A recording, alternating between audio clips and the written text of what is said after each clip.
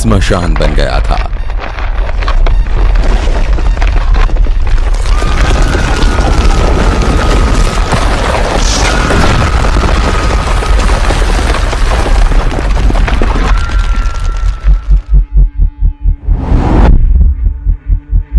आज यह शहर हिंदुस्तान की शान है। क्या कोई कल्पना कर सकता है कि गुजरात के कच्छ की बंजर भूमि पर भी सुंदर वन का निर्माण हो सकता है? क्या किसी ने सोचा होगा कि रेगिस्तान में भी सरोवर का निर्माण हो सकता है?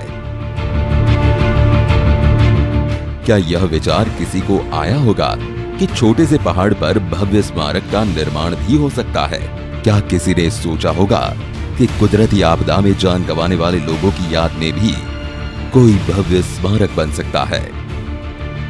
यह सब कुछ हुआ है गुजरात के भुज में। भुजिया डूंगर पर भारत का सबसे बड़ा और सबसे पहला अर्थक्वेक मेमोरियल पार्क का निर्माण किया गया है। एक ऐसे शहर की कहानी जो 21 साल पहले श्मशान बन गया था, आज हिंदुस्तान की शान है।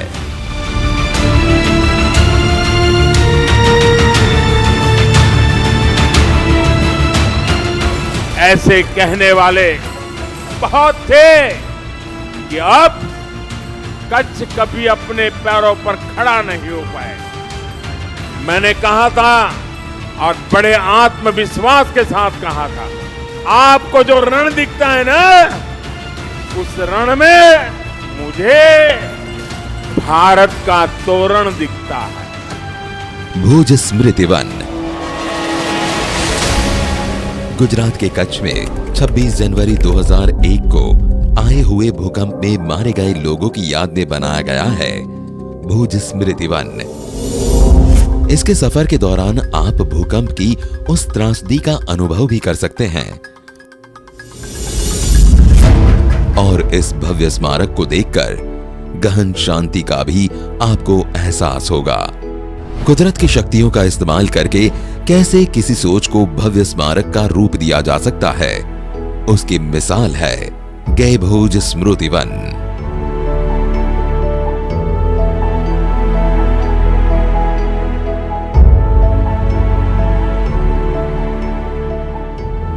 भुजिया डूंगर की 470 एकड़ जमीन पर बना ये भव्य स्मारक तब के मुख्यमंत्री और आज के प्रधानमंत्री नरेंद्र मोदी की संकल्प से सिद्धि वाली सोच का जीता जागता प्रमाण है। कच्छ सिर्फ एक स्थान नहीं है, ये कच्छ तो स्पिरिट है, जीती जागती भावना है, जिंदा दिल मनोभाव है। 5 मंजिला इस स्मारक में 7 गैलरी है। पुनरुत्थान, पुनर्प्राप्ति, पुनर्स्थापना, पुनर्निर्माण, पुनर्विचार, पुनर्जीवन और नवीनीकरण, ये सभी खंड ऑडियो वीडियो से जुड़े हैं। स्मृति वन में हर जगह कच्छ की झलक देखने को मिले, इसके लिए कच्छ के ही खावड़ा स्टोन का इस्तेमाल किया गया है।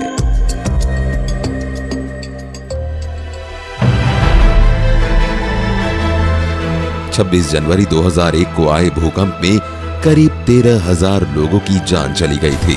उनकी याद में 13,000 तख्तियां लगाई गई हैं।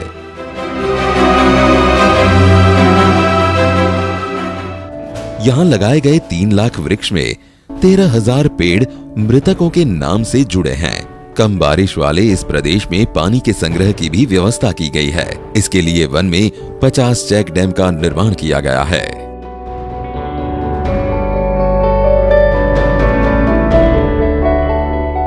स्मृति वन को रोशन करने की अपनी व्यवस्था है। इसके लिए यहाँ 1 मेगावाट की क्षमता का सोलर प्लांट लगाया गया है। इतना ही नहीं, अपनी गाड़ी से आने वाले लोगों को परेशानी ना हो, इसके लिए यहाँ 3,000 कार पार्क करने की व्यवस्था है।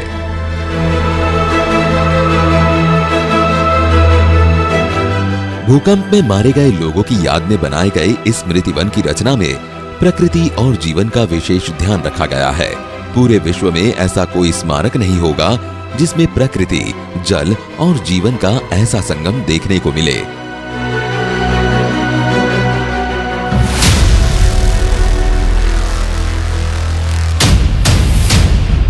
कुदरत ने भूकंप के रूप में भयावह त्रासदी दी, तो उसी कुदरत की ताकत से कैसे एक भव्य स्मारक का निर्माण हुआ, उसका प्रमाण है भुज स्मृति वन। प्रधानमंत्री नरेंद्र मोदी इसे वेदना का प्रतीक कहते हैं।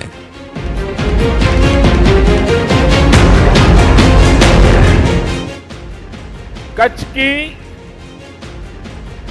गुजरात की, पूरे देश की साझी वेदना का प्रतीक है। इनके निर्माण में सिर्फ पसीना ही नहीं, बल्कि कितने ही परिवारों के आंसुओं ने भी इसके ईंट पत्थरों को सींचा है। कच्छ के भूकंप ने गुजरात को अपार वेदना दी। भूकंप के करीब 2 दशक बाद भी कच्छ के लोग उस त्रासदी से बाहर नहीं आ पाए। 102 કલાક ક્યાં નીકળ્યો છે तो यार મને એમ જ થયું કે હજી 102 घंटे के बाद छोटा पुत्र काटमाल से निकला तो मुझे लगा दीवार को एक और धक्का दिया होता तो मेरा बेटा भी निकल जाता। मैं कुछ नहीं कर पाई। 26 जनवरी के उस भूकंप ने सब कुछ तबाह कर दिया। अब कभी ऐसा दिन वापस न आए। જ્યારે 26મી જાન્યુઆરી આવે તો મને એમ થાય કે આ ગોચારો દિવસ આવે જ નહીં હંમેશા। कच्छ वासियों को कहीं शांति का एहसास होगा तो वो जगह है भुज स्मृति वन।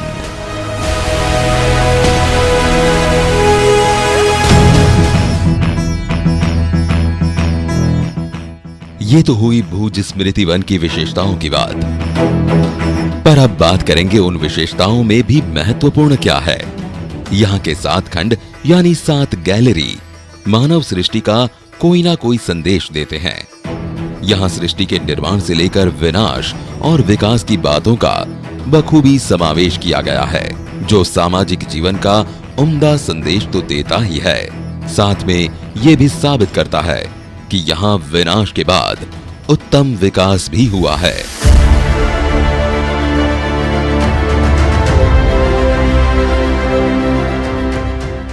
भुज स्मृति वन में प्रवेश करते ही 8 किलोमीटर लंबा ये पाथवे चारों तरफ फैली हरियाली के साथ लोगों का स्वागत करता है।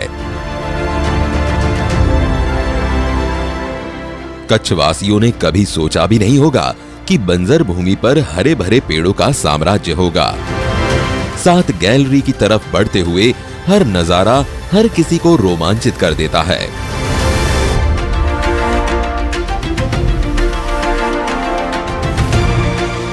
स्मृतिवन भूकंप संग्रहालय की हर गैलरी अलग ही एहसास कराती है।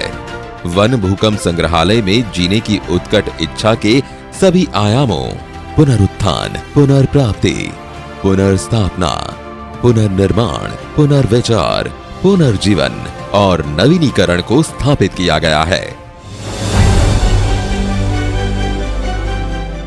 पहला खंड पृथ्वी के विकास और पृथ्वी की क्षमता को दर्शाने वाला पुनर्जन्म विषय पर आधारित है। दूसरा खंड पुनः खोज गुजरात की भौगोलिक स्थिति और राज्य की दृष्टि से अति संवेदनशील विभिन्न प्राकृतिक आपदाओं को प्रदर्शित करता है।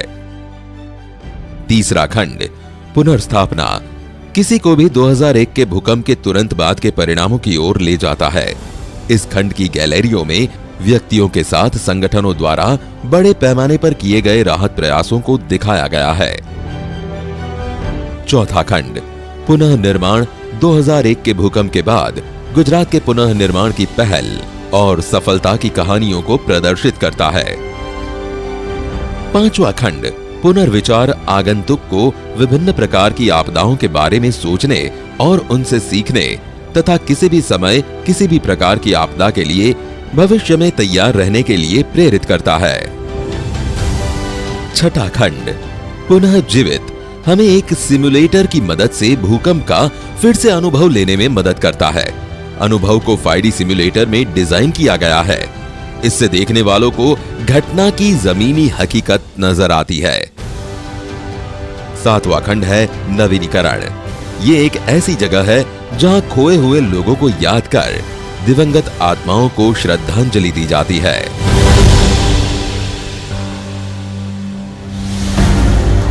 यहाँ 7 खंड का निर्माण इस तरह किया गया है कि न चाहते हुए भी आप यहाँ ज्यादा से ज्यादा जिंदगी को अनुभव कर सकें। भूकंप के बाद जो कुछ हुआ उसका हर दृश्य यहाँ मौजूद है। इसे देखने के बाद प्रधानमंत्री नरेंद्र मोदी ने कहा कि यहाँ से उठकर जाने का मन ही नहीं हो रहा। मैं धरती को भी नमन करता हूँ और यहाँ के लोगों को भी नमन करता हूँ।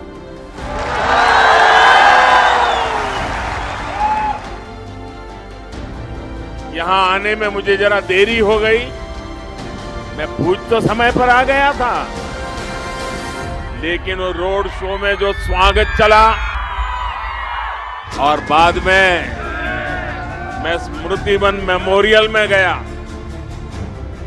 वहां से निकलने का मन ही नहीं करता था।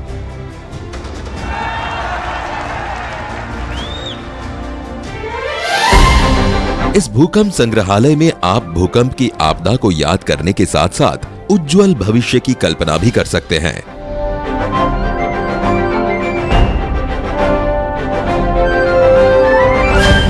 भुजिया डूंगर के शिखर पर जाकर नई आशाओं के सूरज की रोशनी को भी देख सकते हैं।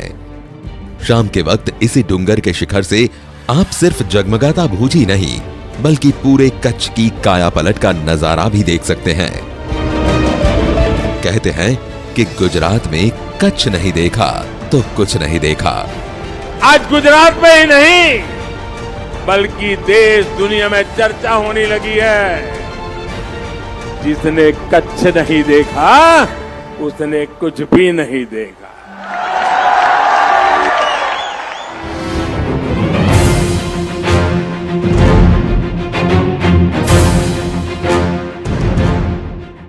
भुज भूकंप संग्रहालय कोई सामान्य पर्यटक स्थल नहीं है बल्कि प्रधानमंत्री नरेंद्र मोदी और कच्छ वासियों ने सालों पहले जो सपना देखा था उसे पूरा करने की दृढ़ इच्छा शक्ति का नतीजा है।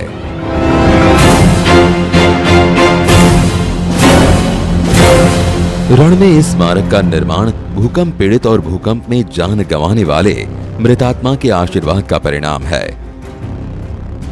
लोगों के आशीर्वाद और पसीने से स्मृति वन में लहलहाते 3 लाख पेड़ और चेक डैम किसी आश्चर्य से कम नहीं है। 300 साल पुराने किले के नवीनीकरण के साथ भूकंप संग्रहालय के एक छोर पर म्यूजियम तो दूसरे छोर पर सनसेट पॉइंट बनाया गया है। इन दोनों छोर के बीच 50 चेक डैम कच्छ में पानी की अहमियत को दिखाते हैं। कम बारिश वाले इस प्रदेश में एक भी बूंद पानी बर्बाद न हो इसका खास ख्याल रखा गया है।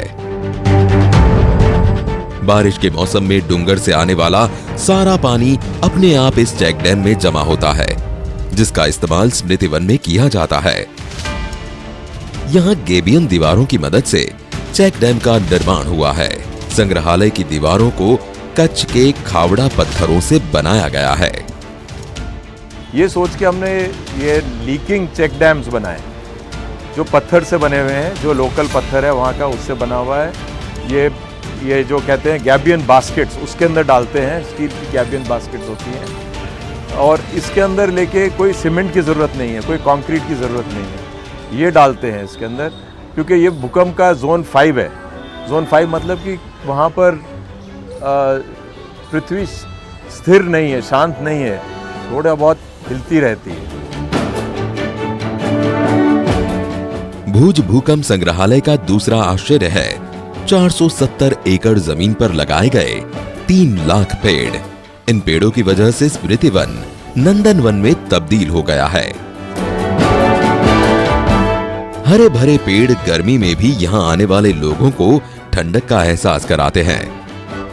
हर एक पेड़ भूकंप में खोई हुई आत्माओं की याद दिलाता है। भूकंप में जिन 13,000 लोगों ने जान गंवा दी, उन दिवंगत आत्माओं के नाम है यहाँ के 13,000 पेड़। वन और चेक डैम के पास बनी दीवारों पर हर मृतक के नाम की तख्ती लगाकर भी उन्हें श्रद्धांजलि दी गई है। ये बताता है कि कितनी मुश्किलों से गुजरने के बाद इस पार्क का निर्माण हुआ है।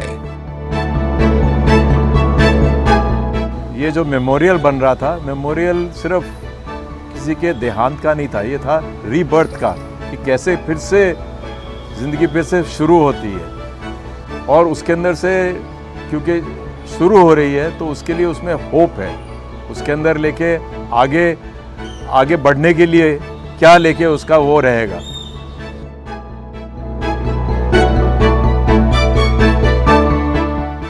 दस साल की कड़ी मेहनत के बाद भूकंप से जुड़ी हर जरूरी बात को यहां शामिल किया गया है।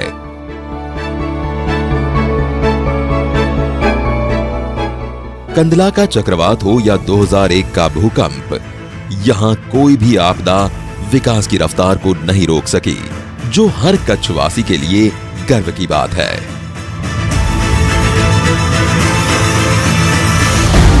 भुज भूकंप संग्रहालय के विचार ने आखिर कब और कैसे जन्म लिया? प्रधानमंत्री नरेंद्र मोदी का कच्छ से इतना गहरा नाता क्यों है? 26 जनवरी 2001 को नरेंद्र मोदी कहां थे? भुज भूकंप संग्रहालय के निर्माण में नरेंद्र मोदी की क्या भूमिका है? ये जानना भी उतना ही दिलचस्प है जितना स्मृति वन को देखना। मुझे याद है भूकंप जब आया था 26 जनवरी का वो दिन, मैं दिल्ली में था। भूकंप का एहसास दिल्ली में भी हुआ था और कुछ ही घंटों में मैं दिल्ली से अहमदाबाद पहुंचा और दूसरे दिन मैं कच्छ पहुंच गया। यह तस्वीर गवाह है प्रधानमंत्री के हर एक शब्द का। 26 जनवरी 2001 को सुबह में भूकंप आया। इस भूकंप की असर गुजरात के अहमदाबाद सहित सौराष्ट्र के कई हिस्सों में देखने को मिला।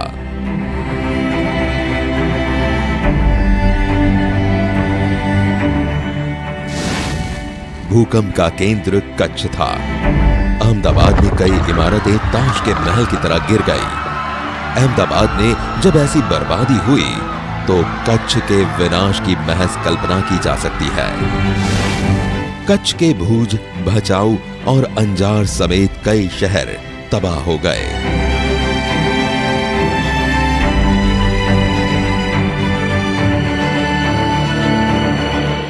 उसी दौरान बीजेपी के एक सामान्य कार्यकर्ता के रूप में नरेंद्र मोदी दिल्ली से कच्छ आए थे। किसी कार्यकर्ता की बाइक पर बैठकर मोदी भूकंप की बर्बादी का जायजा लेने निकल पड़े। स्थिति इतनी भयानक थी कि किसी की मदद के बारे में सोचना भी मुश्किल था। कच्छ के कई शहर मलबे में तब्दील हो चुके थे। जिंदगी और मौत के बीच चल रही लड़ाई में मौत हावी था। तब नरेंद्र मोदी ने पीड़ितों के बीच रहकर उनका दुख बांटने का निर्णय लिया। तब मैं मुख्यमंत्री नहीं था, एक साधारण राजनीतिक भारतीय जनता पार्टी कार्यकर्ता, छोटा सा कार्यकर्ता था। मुझे नहीं पता था कि मैं कैसे और कितने लोगों की मदद कर पाऊं, लेकिन मैंने ये तय किया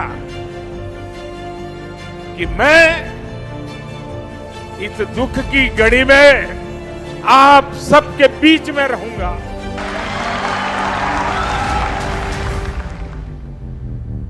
और जो भी संभव होगा मैं आपके दुख में हाथ बटाने का प्रयास करूंगा। भूकंप पीड़ितों के साथ कंधे से कंधा मिलाकर काम करने वाले नरेंद्र मोदी ने कभी सोचा भी नहीं होगा कि कुछ ही महीनों के बाद वो खुद गुजरात के मुख्यमंत्री बनेंगे। भूकंप की त्रासदी में लोगों की आंखों से बहे खून के आंसुओं को उन्होंने देखा था। यहीं पर उनके मन में स्मारक बनाने के विचार ने जन्म लिया। जो प्रण हमने लिया था वो आज पूरा हो गया।